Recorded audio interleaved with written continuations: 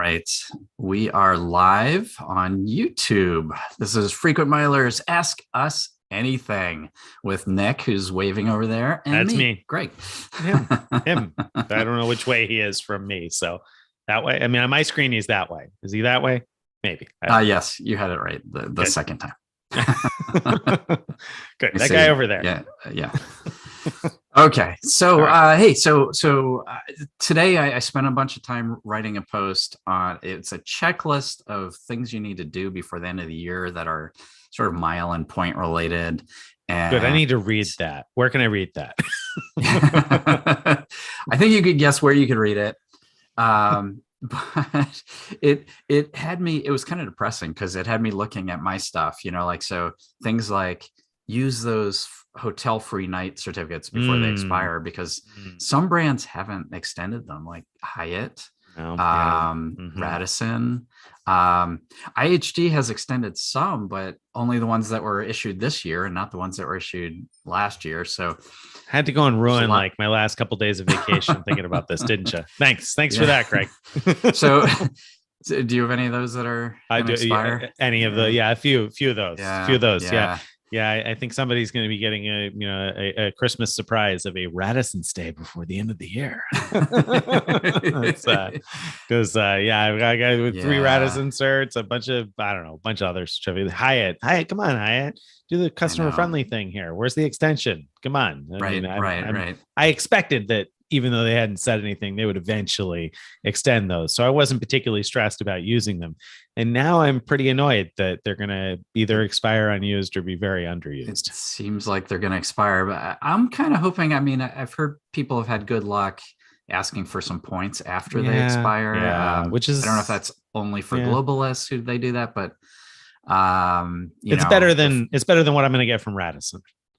Exactly. Radisson's not going to give you anything. So not at all. Okay, so we got some free night certificates to use by the end of the year, but that's probably not it, right? Like what else? No. There's all those Amex credits of all different kinds. The airline fee credits. I haven't used up all of those. There's the fine hotels and resorts if you have the platinum card. What am I going to do with those? I got a few weeks left. What am I going to do with those? Right. Well, you have to book something. You could book something for next year. Exactly. Yeah. That's what I need to start looking at that too. But I got to get serious about something I can commit to that I'm not going to cancel later on, because then they're going to claw it back. So they will. So that's the downside there. And then if it's like a non-refundable stay, and that's not a lot of fun. But and the Aspire too, you get the Hilton Resort credit. I totally forgot about that. And actually, as we're talking about it right now, is the first time I thought about it, because I stopped someplace, like I've been in Myrtle Beach, and so there's this DoubleTree down on the beach that has a pier, and we saw the pier, and so we pulled over. We're like, oh great, let's take the kids out for a walk, not realizing that they charge you a few dollars to go down the pier. And so I was like, okay, whatever, take my money. And so when they rang it up and I saw that it was a Hilton Honors property, I was like, oh, maybe this is a resort, so let me toss down the Aspire card and hope that the couple dollar fee for that and another thing or two we bought in the gift shop there will somehow code. I doubt it, but it said Hilton Honors on the screen. Right. So I got to check though. That's not calendar year, right? The resort credit, isn't that your anniversary year? That is anniversary year. You're absolutely right. Yeah. No. I take that back. It's yes, it is. It is card. I had to think about it for a second. The airline fee credits are calendar year. The resort credit is, because my post, I didn't include things that I thought were anniversary year ones, because you're right. I don't know if they're expiring for people or not. Well, it does matter, but it's different for everybody. Right. So, it could be a problem for some people. Probably is. Yeah. I wish I could go back, change all my anniversary things to be like end of year, just so that they're all like, then you would know, predictable when they are. Yeah. Right. Anyway. All right. We get into some questions. Let's do some questions. Everybody wants to hear us drone on about the credits we haven't used. Let's get some questions. What are the people asking? Right. All right. This is from Greg K. Greg says, I added some dubious AUs to my business platinum card for the 20K bonuses. I thought I don't need to supply SSN for 60 days, but when I try to confirm the cards, Amex asks for them. How can I activate those cards without supplying SSNs? Great question. I don't know the answer. Greg, do you know the answer? Maybe you can help Greg. Okay. Oh, I ordered cards, but I haven't received them yet to try to activate them. So I was not aware that that would happen. So It might be a new thing. Yeah. Hopefully I don't someone know. else can chime in with the answer, Hopefully, that would yeah, be because helpful. that was my understanding too. You had 60 days or so to Yeah. supply it, but yeah, so there's that. Uh, I don't know. I yeah. added real people to my Yeah. No, cards, so I I'm did not. too. It'd just be Yeah, nicer not to have to no, yeah, provide the right. SSN, Right, but right, right, right. Well, that's the yeah. complication. Yeah. Right. So we don't know, but hopefully somebody else does. I'm sure somebody else does. And by the way, if nobody answers you in the comments here, head over to Frequent Miler Insiders and ask that question in our Facebook Well, group, because I'm sure there's somebody there who would know that answer off the top of their head, so right? Stephen has the answer. He Okay, says they let's leave that come person. pre-activated, that you don't have to Ah, activate them at all. So if he's right ooh, about that, which I suspect he is, because Stephen's probably. usually right, He usually is. then there you go. Just don't activate Boom. the thing. Mic drop. There you go. There you go, Greg. Okay. So the All question number right. 2. Two is On you. from D Inevitable. The Will be inevitable. will be purchasing a home soon. What Mhm. part of the home buying process can I put on my credit card? That's going to really depend, because I knew a guy more than a few years back, now maybe 10 years ago, maybe it was a little more than 15 years ago, who bought a house I come from upstate New York, so very low cost area. So things are much cheaper than in many other parts of the world. And so the house next door to his was owned by a chiropractor, had an office in the bottom. He was a chiropractor, so he had a credit card swipey. So let him swipe a credit card and pay him for the house. So he paid for the whole thing on a card. But All right, but that's not that's going to not work likely. for anybody else. Not likely. No.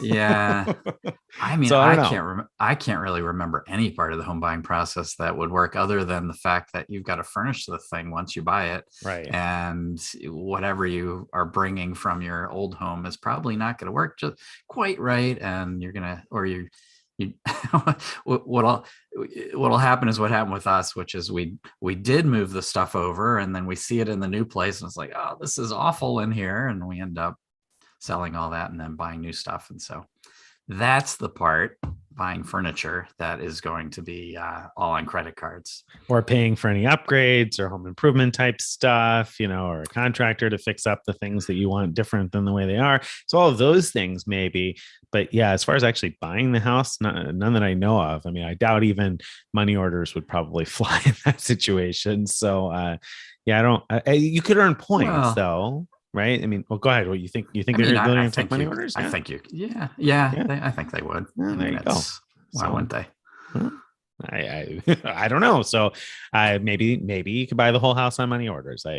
Maybe I'll give you maybe on that. Now it will look very suspicious. So I don't know if you want to be in, the kind of situation that'll lead to, but right. I think You know, the knocks work. on the door that are going to come after that from the FBI. But anyway, so the other thing to keep in mind is you can earn some points sometimes for closing costs and that sort of thing, which you're going to want to shop around and make sure you're getting the best rate and the best deal. But Chase offers sometimes some points for closing a mortgage through them, and Amex has done like some discounts for card holders on the closing costs. So there are some ways to kind of stack that a little bit.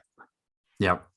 I would just Google for what those kind of options are, and then like Nick said, I would try to find the best deal on the mortgage, the whole thing, the points and the closing costs, and then approach one of these companies that offer the points and say, this is can you either beat this or meet it and give the points, because otherwise you're probably going to end up paying more for the points than you want. Right. But the other thing to keep in mind, of course, is that there are sometimes ways to pay back the mortgage using a card, right? I mean, there's sometimes ways you could do that through various services where you might be able to, pay your mortgage that way, right? I mean, it'll cost 2.85% fee, but Plastiq will let you with MasterCard or Discover to pay your mortgage. So that's an option. I think that's a decent option for meeting your sign-up bonus, but paying that much for ongoing, daily rewards, it's not really worth it. I wouldn't pay that high of a fee for just to get the, I don't know, 2x thank you points, for example, with double cash is probably the one of the closest to being justified, but only if you really need the points and you don't have a cheaper way of getting them, because you're paying almost 1.5 cents. Yeah. So you want to watch for promotions. Sometimes they run promotions where you might be able to do something fee-free or get free dollars from Plastiq. So that's possible. Again, probably not to pay off your whole mortgage, but part of it. And then maybe, if you're opening a few MasterCards or Discover cards over the course of the year, you might be able to pay at least a chunk of your payments using cards that you're working on a welcome bonus for. So they may come in handy, but not to the extent you're hoping. At least not yet. We can all hope that somebody comes out with that at some point, but not yet. Right. Okay. Grant Thomas. Hey, Greg and Nick. Wait, was Grant third here? Grant wasn't the first question in? Grant's always right. Not the third. Right? He was not the first that our little elves have fed us. So yeah. Grant says, hey, Greg and Nick, with the new pay yourself back feature on the Aeroplan credit card, which other Chase credit card would you like to see this feature available? I don't get that excited about it, but I thought that it was innovative on their card because they're clearly marketing to not the home field, crowd on that. So it made a lot of sense to me to do that, to try to make their foreign airline card your go-to travel card as a U.S. resident. But I don't know. I don't know if there's another card that I want to see it on. What do you think? Hopefully you got a good answer. So if they're going to keep that 1.25 value, I'd like to see it on like the Marriott card or the IHG card, because suddenly you would have a way to get 1.25 cents value from those points, but that's not going to happen. No, but what I would like to see is for them to do what they did with the Aeroplan card for the Ultimate Rewards cards, and that is allow you to use it, because there's no having to book it through the Ultimate Rewards portal with the Aeroplan card, because you don't have access to that with the Aeroplan card, right? To finish your thought, make travel the pay yourself back category for Ultimate Rewards, specifically Sapphire Reserve, and that way you're getting the full 1.5 for any travel purchase at all. That would be great. That would be great. So that's the thing that I think now, their home field, so to speak, for Ultimate Rewards cards, their card holders should be squawking about and saying, wait a second, how come this Aeroplan card gets to book whatever travel they want and reimburse at 1.25 cents each, and I have to book my travel only through a very specific channel? Because it seems to me like it's unfair. You hear me, Chase? Yeah. You listening? Still, so Chase, either give us the travel category or give us 1.25 on Marriott and Ritz credit cards, and then we'll be pretty happy with that. Well, right. I'll give up the Ultimate Rewards thing if you want to give us 1.25 on the Marriott Ritz cards. Sounds good. Done. Traded. All right. That would actually make those cards 2.5%. Right. Base earning, wouldn't it? You would want to use them because they earn 2x everywhere. You'd want to use them, and you'd want to use them to book Marriott's, not as award stays anymore, right? That's true.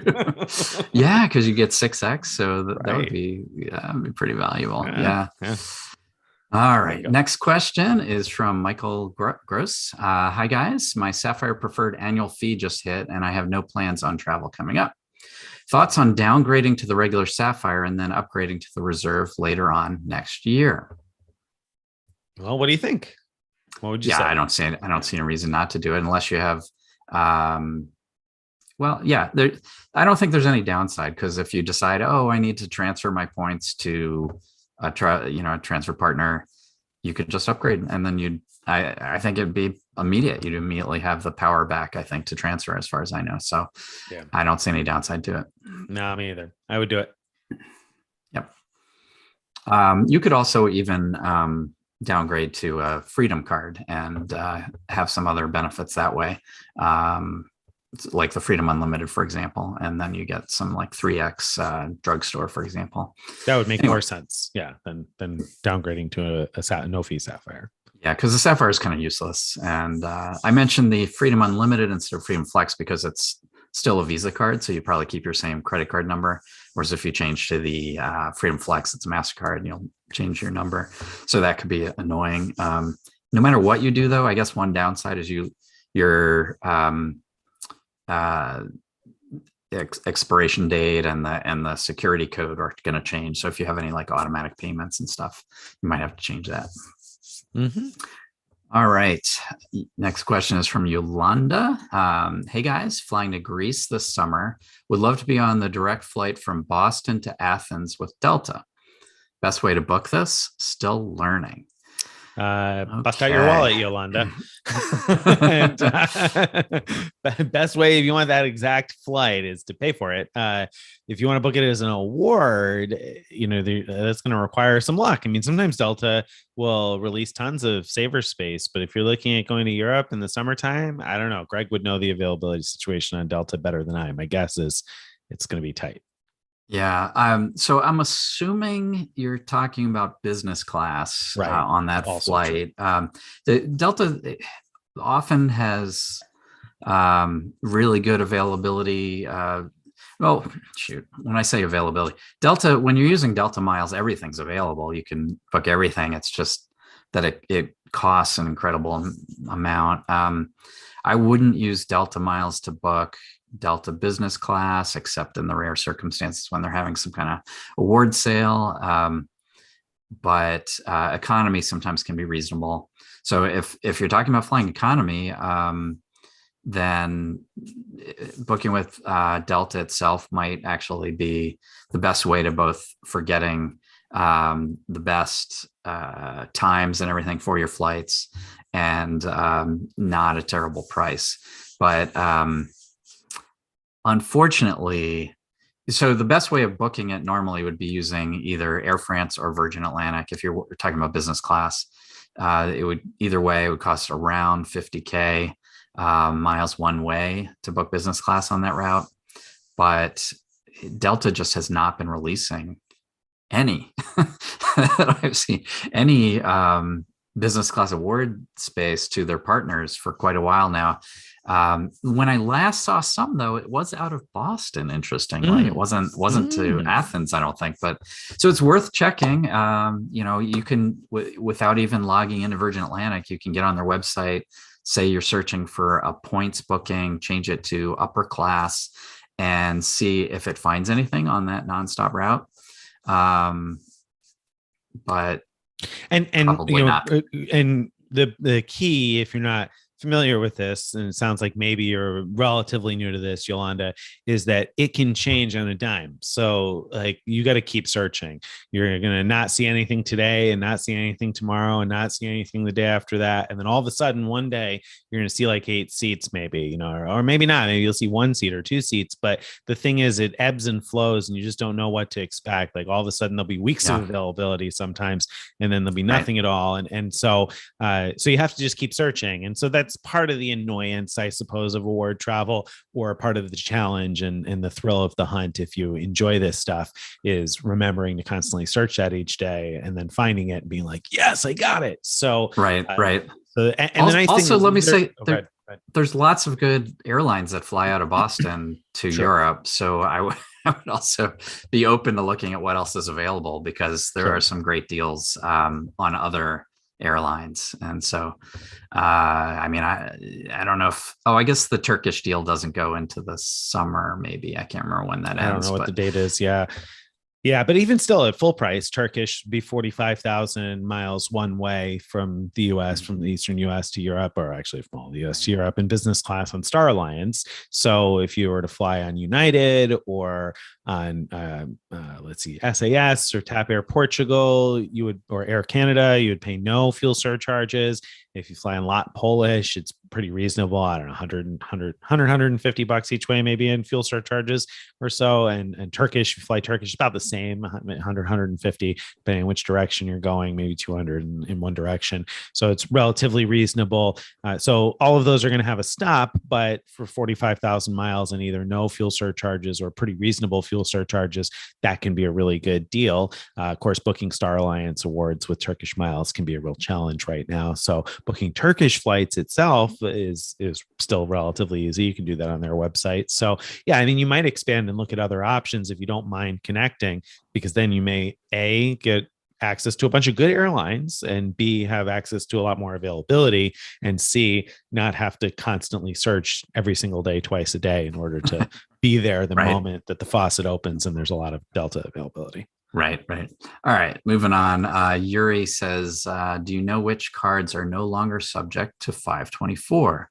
So what he's talking about is we haven't actually covered this on the blog yet, I don't think, which is I don't think we have. There have been some data points showing up that some people are getting approved for example, Southwest cards is one I remember, even though they're over 524. And for people who don't know what we're talking about, it's Chase doesn't usually approve you for their credit cards if you've opened 5 or more credit cards in the past 24 months from any bank, not just from Chase. And yet some people are getting approved anyway for some new cards, but no, I don't know what the full list is or even how reliable the information is. Yeah, I don't know. I didn't search deeply for data points. I know that the initial things that were reported were the Amazon card, and then since then I saw Southwest and United, but I haven't dug deeper into data points as to what other outlier cards there could be. It's interesting though. I mean, what do you think about this, Greg? I mean, is this a calculated move? Is it something that you expect could apply to more cards? Which side is pushing this? Do you think it's Chase or these co-brands? What's going on here? No, I mean, it's interesting because I mean, it's certainly if someone's opening it up, I would guess it's from the co-brand side of them saying, we want these customers, and why are you not giving them a chance with us just because they opened some cards with other banks? They're probably saying we think we have a product that'll win them over, and so, I think that would make a lot of sense. And so I could definitely see that happening. I could also see it being, Chase might have some targets, maybe with those brands, I don't know, that are for the end of the year. And so they found a sort of easy way of increasing their signups, which is to reduce the restrictions. Right.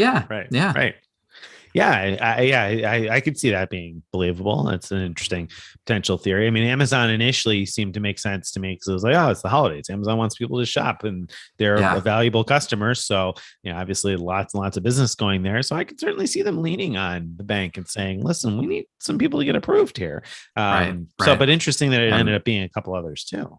Right. And, I mean, Southwest could be like, hey, we need everyone to get the companion pass at just the right time. So open it up and make it possible. It wouldn't surprise me. Good news. It wouldn't surprise me if Southwest actually does want people to get the companion pass, because I bet people who have it are much more likely to be loyal to Southwest, keep flying them. And, talk about it. Like, what word of mouth advertising is that? Yeah.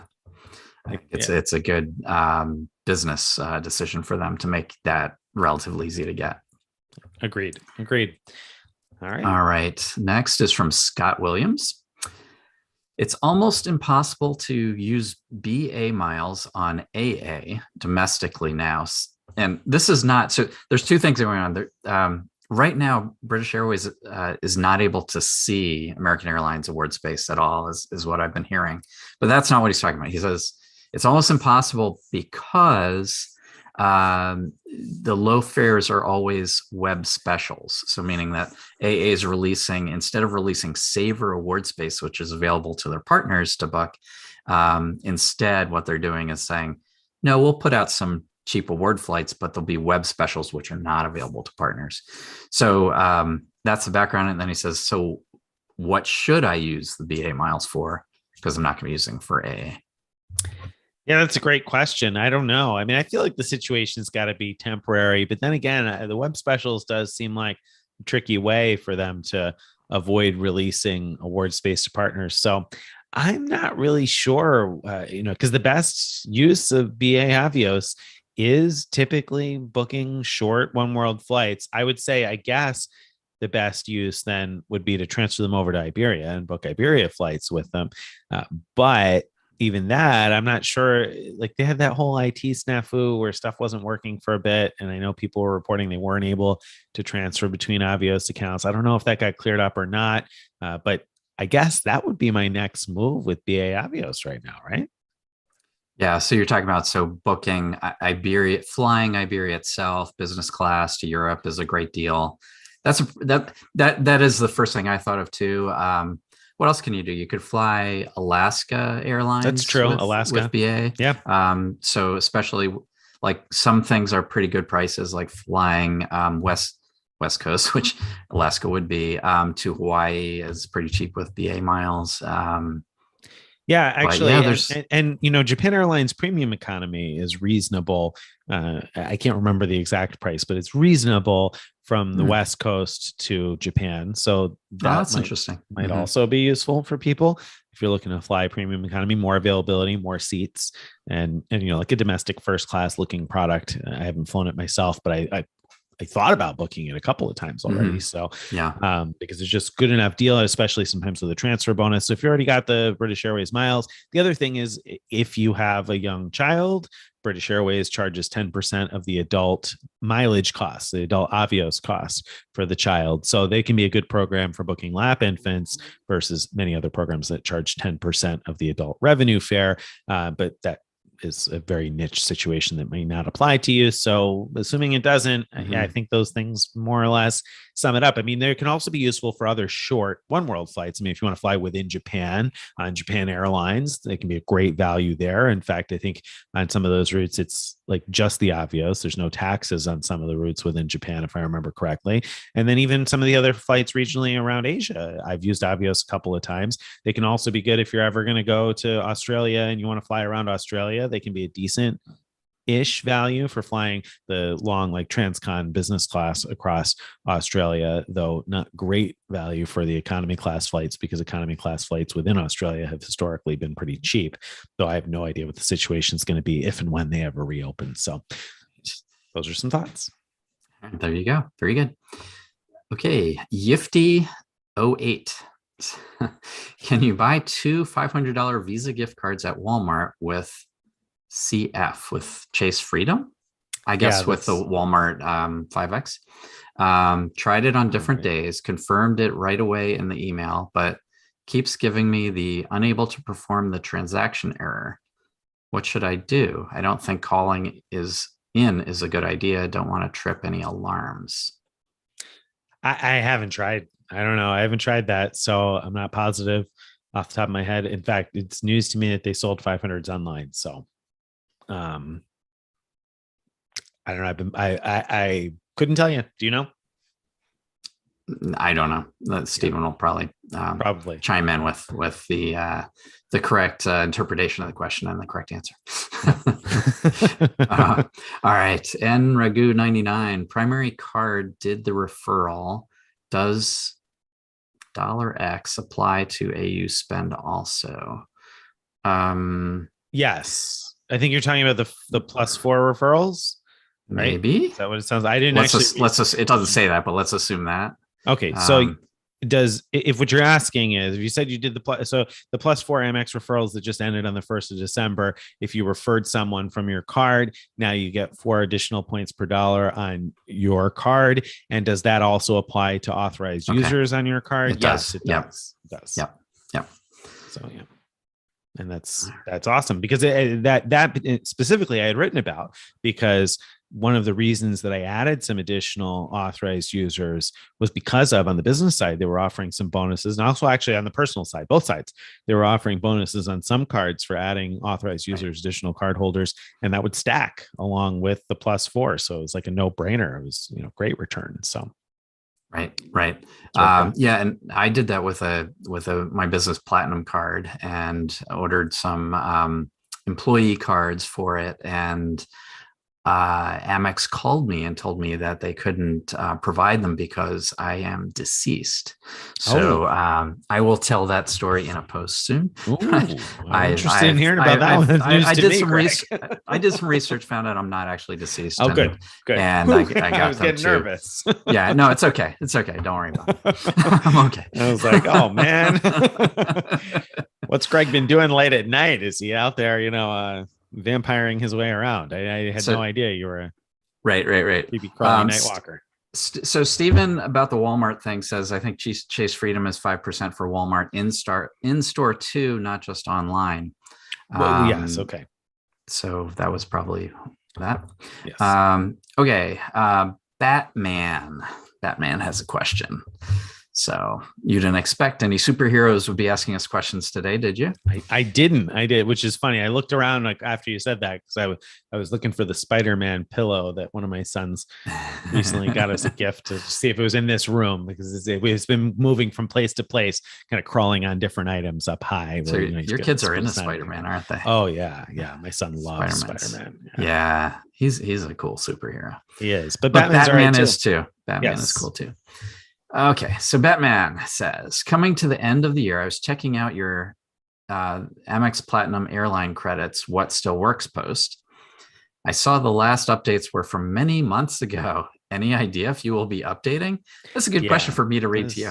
That is, yes. We're gonna publish an update soon. The thing is, and I should make this clear at the top of the post when I do republish it, that if anything changes, I will update that right away. If people are just reporting the same data points about what still works, I don't always add those, because the same thing that worked, last month probably works this month and will probably work again next month and the month after that and the month after that. The moment it stops working, I will immediately change the post, because I know that people reference the post to see what works. So sometimes if you see an older data point, that means nobody's told us it doesn't. And generally speaking, I feel very confident on that post specifically that the moment that anything stops working, that it says works, people will be screaming it from the rooftops that it no longer works. And in fact, that happens from time to time. People will say, oh, this doesn't work anymore because I've always gotten the credit 3 days after the charge, and it's been 4 days and I haven't gotten the credit.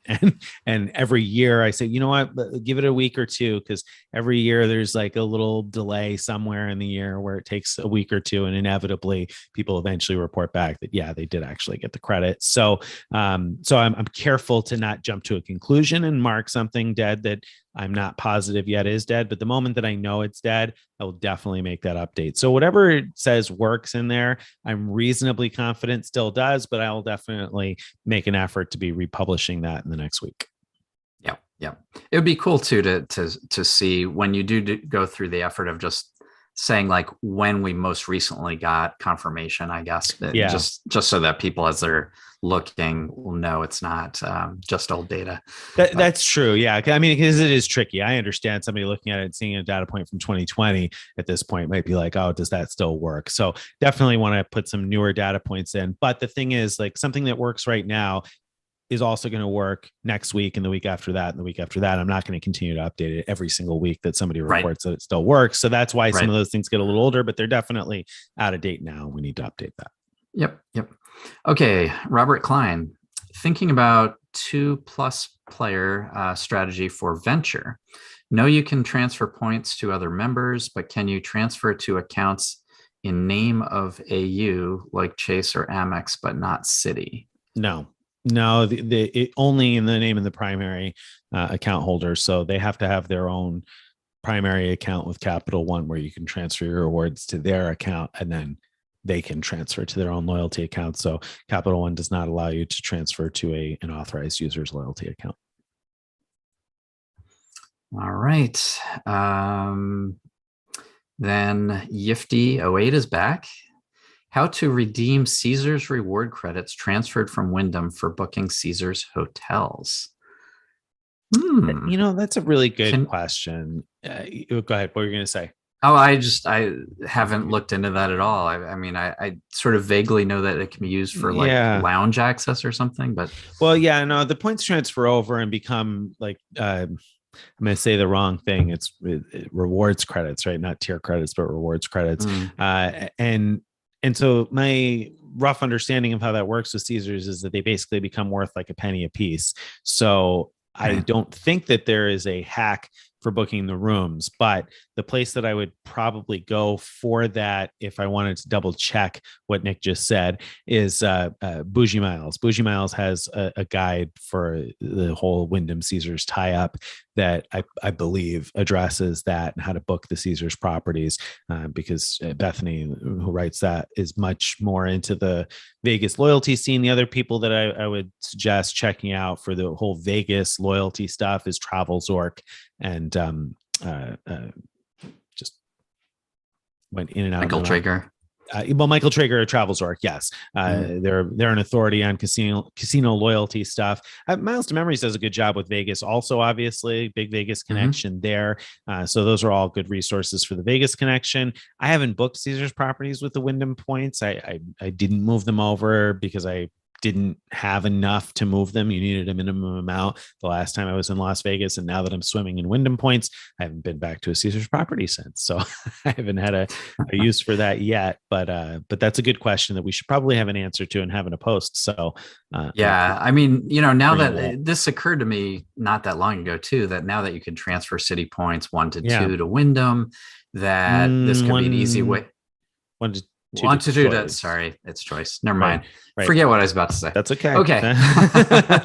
Still, it would be good to know. Video editor, back this up and erase what I just said. Well, but between Capital One, which transfers 1-to-1 to Wyndham, and the Wyndham Business Earner Card or the Wyndham Earner Cards in general, there's many more people with Wyndham points now than before. So it's worth. But still, it's it's only getting 1 cent per point value though. So I believe so. That's why we haven't bothered looking too much into it. Right. Okay. Rich says, is it possible to get both Chase SWest business cards within 30 days for the companion pass? Already approved for the 80K Performance Biz card. Yeah, I mean,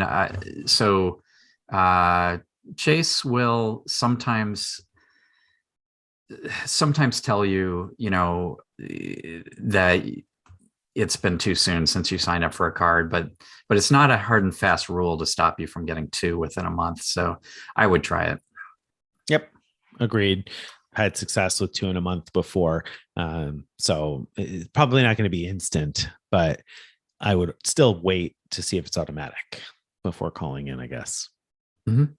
Yeah. And the reason for that is there's sort of 2 automated processes that happen. One is the instant approval, which is pretty rare with business cards in my experience. Then it's more common on the co-branded business cards, I think, than on the Ultimate Rewards business cards. That could be. And then there's sort of a back office automated process that takes longer. And that's the one that if you call, you're sort of giving up the chance of getting automatically approved on that second one. So that's why there's a slight advantage to waiting, but I don't think it makes a big difference either way. Well, it depending on your business situation, right? How established your business is, it doesn't necessarily make a big difference. Sometimes some recon reps ask more questions than others. And so if you have a relatively new business that's not very well established, if you're not very good on the phone, if you aren't able to answer questions about your business quickly, then I may lean towards waiting more. If you have a business that's been around for 30 years and you got a healthy revenue and you know your numbers, you know what you did last year and blah, blah, blah, and you can answer questions about it, then I think there's no harm in calling. I agree. Okay. Let's see. Steven says, I've shared a link to the Bougie Miles post in the YouTube comments. Great. Thank you. Okay. Another one from Yifty08. Do you have to keep the same card to receive extended warranty benefit? What happens if you product change or cancel and need to file a claim? I've wondered this myself many times, and I don't know the answer. The same could be asked about things like travel protections. So you book a flight with your Sapphire Reserve, and then you downgrade it to the Freedom, like we talked about. Do you end up with the crappy Freedom, travel protections, or do you keep what was in play at the time you paid for it? I don't know. I would think you have to have the card open in order to take advantage of the benefits of the card. That would be my guess. Like just like any other benefit of the card, I can understand why you might think that, whatever you had at the time of purchase matters, but I would think that it's at the time that you're trying to leverage the benefit that it matters. So I would guess you need to still have it open, but that's a guess. I kind of lean that way too. Like I've advised people who asked me about it. I said, I wouldn't downgrade the card at this point. And, if you're worried, if you think there's a chance you're going to file a claim, maybe if you knew you were about to file a claim, you could call first and upgrade the card. Re-upgrade. Maybe, right? Don't know what will happen. Well, I mean, I think that there's a better chance of that working than there is of, trying to use your Freedom card to get the Sapphire Reserve benefit. Better chance if you upgrade it before you try to do it. And then, I mean, it's possible. I don't know, that's very murky. So that's definitely one of the ways that they've hooked me in and kept me in before on some cards, where I've been like, oh, but I have this trip booked and I want to make sure that I have the protection, this or that. So it's come into mind, and it came into mind recently when I was booking a couple of things where I was like, oh, am I going to keep this card, or which card am I definitely going to keep long enough to have the protection for that? So something I think about before I book. Yeah, that's a great question. Okay. A Futrell. Hello, my wife was denied her SWest. How long do I have to wait to reapply for the companion pass? Currently, I have one SWest. Oh, one personal SWest and 2 business cards. Thanks so much. How long do I have to wait? Okay, I see. So I'm assuming you mean how long does your wife need to wait to reapply? Is that how you understood it? So the way I read it is he was giving up on his wife because she was denied. And so how long does he have to wait to do another one? Because he's already done 1 personal and 2 business card, or he has that many. Okay. Yeah, go ahead. So, right. So SWest, there are rules about, so like with the personal cards, you can't sign up for a different personal card as long as you have any of them open, first of all. Second, if you got the bonus, I think it's the bonus 24 months, you have to wait. So whenever you sign up for that personal card, let's say you got the bonus 2 months after that, you now need to wait 24 more months before you can sign up for a SWest personal card, but you'll have to have first closed the one you have open right now before you can qualify. And on the business card side, the rules are similar, except they only apply to the exact business card you're looking at. So you have 2 right now. You could cancel one of them, and if it's been more than 24 months since you got the bonus on that one, you could sign up for that card, that exact card again. And that's the answer to that. If you're talking about signing up for your wife, you can do that anytime. You could try again anytime. There's no rule about that. No, there's not a hard and fast rule. I feel like the rule of thumb is to wait 6 months before reapplying for the same card, but I don't know if that's really based on any kind of data, or that's just what, blogs recommend in general. But you don't necessarily have to wait that long. The other thing that came to mind right away was, did she call recon? Did she call? I was going to bring that up next. Recon rep, because if it's a recent denial and you haven't called the reconsideration line yet, then right on our application pages or on our best offers page, we list the reconsideration phone number, and it's worth calling, because sometimes if you haven't ever done this before, sometimes it's really easy. You just call and answer a question or two, and you might get approved. Or maybe if she has other Chase cards right now, she might be able to move credit limit from some of her other Chase cards to a new SWest card to get that opened up. So it can be very easy with Chase. I think in particular with Chase to get cards approved on recon. So it's worth calling reconsideration if she hasn't done that. That's absolutely what I'd be looking at first. Yep. Yeah. That's the first option. And keep in mind when Greg said it very clearly, but I'm going to reiterate it for anybody who's not familiar, because I feel like we get this question a lot. The 24 months with Chase on those SWest cards is 24 months from the date you got the sign-up bonus. Doesn't matter what day you signed up for the card. It doesn't matter what day you closed the card. It's 24 months from the day you got the bonus that you need to wait. Now, I just said that it doesn't matter when you closed the card. However, if you close the card today, then you probably are going to want to wait like a week or two ish in order to apply again, to make sure the system has forgotten that you're a current card holder. Otherwise, if you go to apply again tomorrow, sometimes the system will still recognize you as a SWest card holder and deny your application. And then you got to try and apply again. And now you've recently gotten denied and blah, blah, blah. headache that's not worth getting into. So, Right. so give yourself like at least a week after you close it before you reapply would be my other piece of advice. And then lastly, if you're looking for the companion pass and you have all three of those cards right now, the other thing to keep in mind, if you know other people interested, and I don't know what the referral offers are right now. I've been on vacation this last week, so I haven't paid attention. But if you refer people, remember you get 10,000 points on, I think, all of the Southwest cards per person you refer. And those do count towards earning the companion pass. So if you got 3 Southwest cards and you're able to refer people from them, I mean, you'd obviously have to refer a lot of people in order to earn 125,000 points, but it can help you anyway get to, the level you're looking to get to.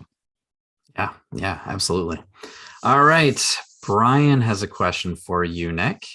Okay. Been in the game a while, but there's one thing that Nick always talks about that I can't figure out. Hopefully Nick's been right about it. How do you liquidate Simon? I normally use gift cards for everyday use, but $10,000 is not everyday use.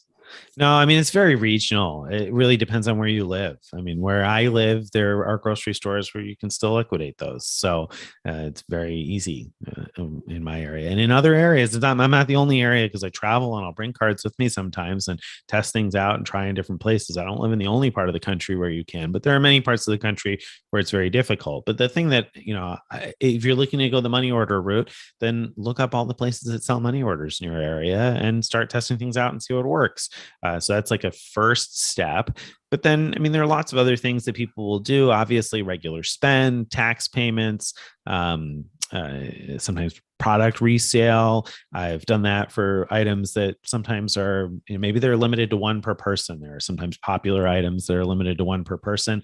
And of course, if you use a gift card, you could register, to your aunt or uncle or whoever it might be. And if you're comfortable shipping something to their address anyway, then it might give you a way to sort of liquidate those with product resale on unlimited items. So those are some things anyway that you might do with them. But again, it's going to vary a little bit depending on where you live and where you travel to and whether or not you're comfortable traveling with, cards, whether you're driving or flying or whatever else. So there's a lot of complexity there, but I think that covers the bases more or less, right? Yeah, good enough. Yep. Okay. N Ragu 99. Also, my wife has a Amex Biz Platinum card approved last month.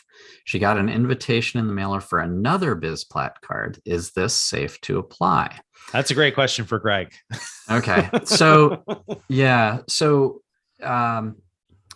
if the invitation to apply says expand your membership, then they are literally saying to your wife, we want her to sign up for another business platinum card. They're actually asking for that specifically. It's not like a loophole. It's something they're actually encouraging. And those offers are typically, for 150,000 points after $15,000 spend, which is a great offer. And everybody in my family has done that. So we all currently have 2 business platinum cards. I've been nervous about going for a third just because it does seem like at some point they might start, cracking down in some way, but they keep popping up ads, especially in my son's account. Every time he logs in, they're like, "Don't you want another platinum?" So who doesn't want 3 cards that cost $700? So I believe that the second one is absolutely safe to do, and it's probably safe to go well beyond that as well. But that's where I start to feel uneasy is past 2 of them. Yeah, there you go. So there you have it. Greg answered it. We'll leave it at that. I think that's more or less what I would advise you. All right. John DH 13. Speaking of mortgages, can you use PayPal Key to pay your mortgage with a Visa through Plastiq? No. So all the avenues for using PayPal Key in Plastiq dried up a while ago. So that's a great idea, but just doesn't work, unfortunately. You probably weren't the only person who had that idea at some point. You're just a little late to the party. So that's not going to happen. All right. Right. All right. Then we've got, I'm not I apologize to this person for how I'm going to pronounce your name. Waygo says, Hyatt Bonus Journey for 2022 has been very weak for a pandemic year. Agree. Did you guys get any hint from Hyatt team that they would introduce something more interesting in February of 2022? No. We don't hear anything like that far in advance. I mean, we're lucky if we hear something 20 minutes before it's time to publish it. It's we don't get insight like months in advance to what a program is going to do. I doubt even Hyatt knows what they're going to do in February yet. Right. And keep in mind, so yes, the latest promotion is really weak compared to what Hyatt has done in the past. They did some incredible things much earlier in the pandemic, but since then, at least in the US, travel has been booming. Hyatt and the other brands have not been struggling to fill up their desirable vacation-y type of destination properties at all. So I wouldn't expect them to have a very good promotion right now. They don't have any incentive to try to get especially leisure travelers who it's probably these promotions tend to be targeted at. They don't have any incentive to try to. I'm going to take some issue there. I'm going to argue the opposite side of that, Greg. I mean, the vast majority of Hyatt's customers aren't leisure travelers. The vast majority are business travelers. For any I'm not saying that. Right? No. So aren't those promotions aimed at drawing business travelers in the door? No. Maybe usually. I don't know if they since the pandemic, how much business travel is happening, and if they're if they can that's true, see that as a market they want to go after. But that makes sense. I think that hits the nail on the head, that there are no business travelers to compete for, so the promotion is now competing for leisure travelers, and they don't really need to work that hard for leisure travelers right now. That's what I'm thinking is happening. That makes sense. Yeah, that makes sense.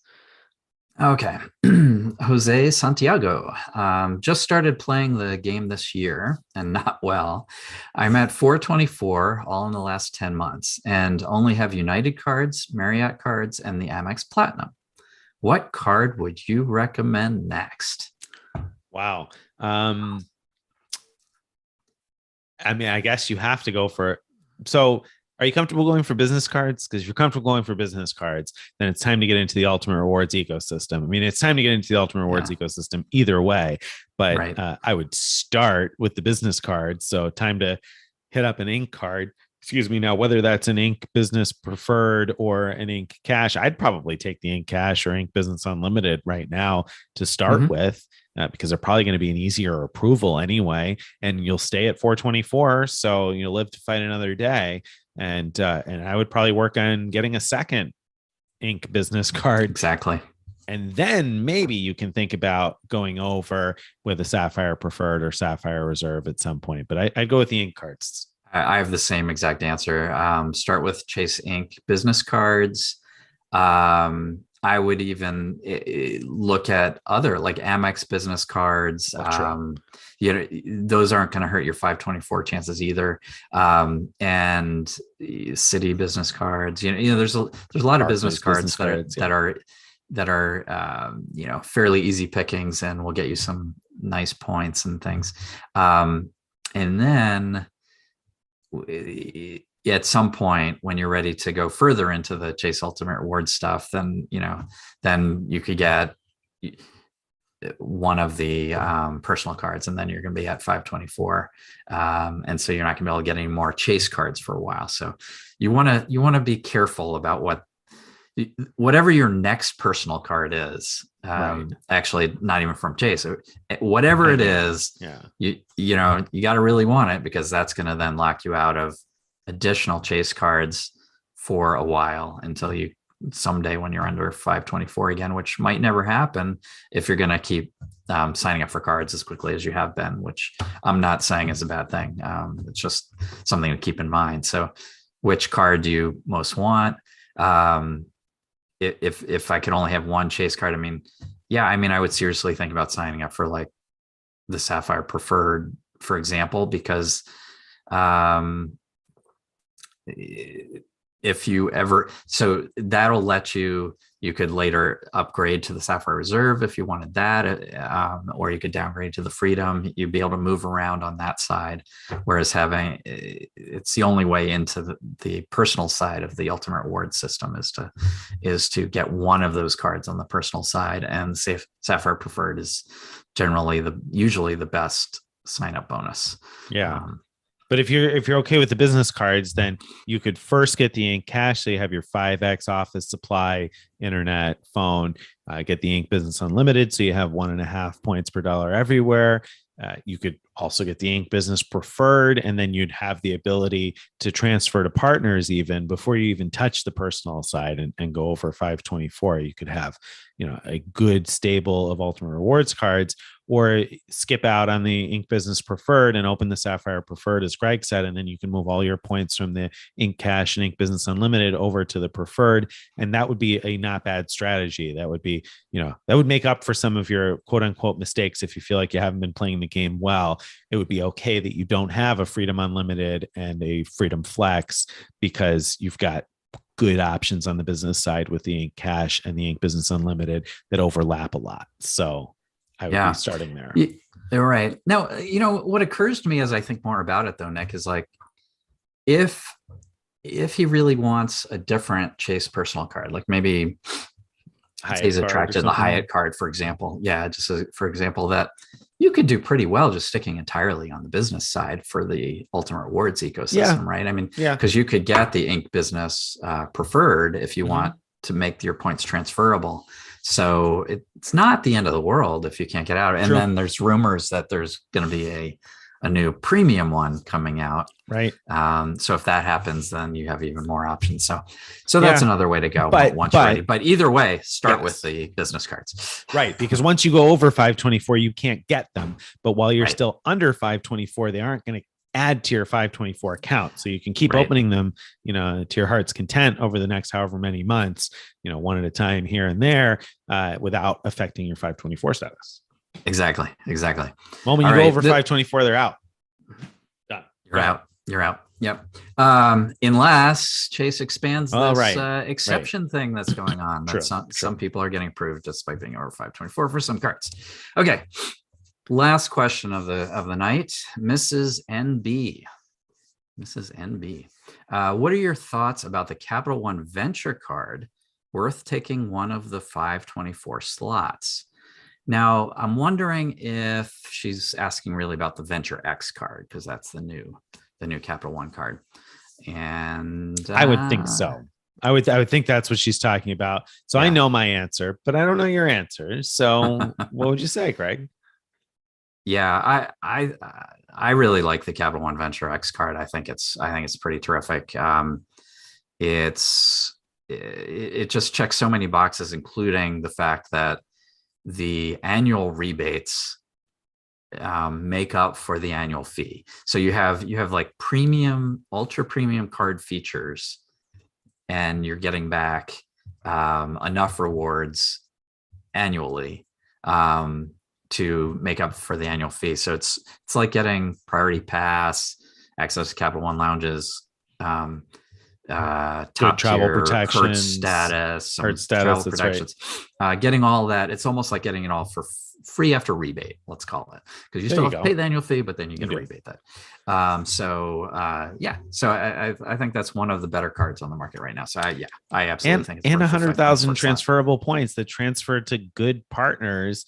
It's a great offer. It's a fantastic bonus. I mean, I would say if not the Venture X for a 524 slot, which Chase card is, which Chase card are you going after that you're going to sacrifice the opportunity of the Venture X, I feel like the opportunity cost becomes really high there. Now, that's not to say that Chase doesn't have lots of great cards that are very desirable, but yeah, I think it's definitely worth a 524 slot. Now, if you're the previous questioner here, whose name escapes me at the moment, where you're at 424 and you're Jose. asking me, Jose, there you go. Should you go over 524 for the Venture X and, lock yourself out of Chase for the next almost 2 years, year and a half, or whatever it might be for him? Then it gets a little sticky because, like in Jose's case, he doesn't have any of the ultimate rewards cards at all. Right. So then it gets a little harder because it's not just the opportunity cost of bonus to bonus, but also the opportunity cost of locking yourself out of the ecosystem entirely. All the bonuses and all the spend over the long haul, not just over the next year, but over the long haul of having those cards and holding them, and being able to buy the $200 Visa gift cards and earn 5x or whatever it might be. So in Jose's case, I feel like maybe I wouldn't go for the Venture X, but for the vast majority of people, it's absolutely worth a 524 slot. I think people way overvalue 524 slots in general. Yep. Once you got the Chase cards you want anyway, the 524 slots are not nearly that valuable anymore. Agree. Totally agree. All right. That's it. It's 10 o'clock. Our time is up. So thank you very much, everybody. It's been great seeing you again. Take care. See you again.